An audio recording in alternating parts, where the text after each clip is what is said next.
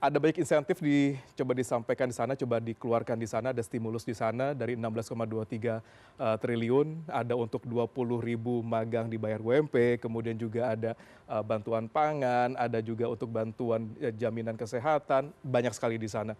Mulai berlakunya kapan sebenarnya Bang Fitri? Segera.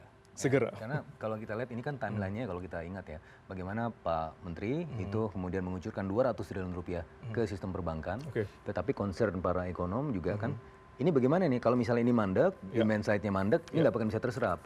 Pertumbuhan kreditnya juga mandek. Nah makanya ini yang kemudian distimulasi oleh pemerintah sebagaimana saya sampaikan tadi. Nah oleh karena ini harus segera.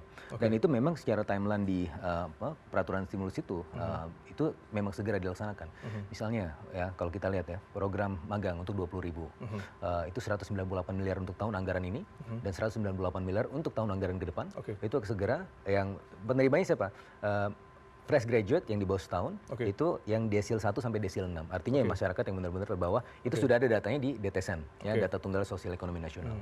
Terus kemudian yang terkait dengan sektor ekonomi kreatif, tadi pajak ditanggung, DTP, PPh 21, merupakan perluasan dari yang sebelumnya hanya untuk padat karya, sekarang ekonomi kreatif. Karena pemerintah sudah mencermati betul data kuartal 2, bagaimana data kuartal 2 itu transportasi pergudangan 8%, jasa lainnya 11,31%, kemudian akomodasi makanan minuman 8% year on year, itu adalah kan ekonomi kreatif semua, maka perlu kemudian distimulasi lagi. Dan juga tidak kalah pentingnya adalah, nah ini ada kaitannya dengan bagaimana pola kebijakan Keynesian, ya cash for work. Jadi kalau Keynes itu kan bilang kalau secara subliminal, kalau misalnya ada tekanan, Anda bisa mempekerjakan pekerja itu untuk gali lubang di pagi harinya dan tutup lubang di sore harinya.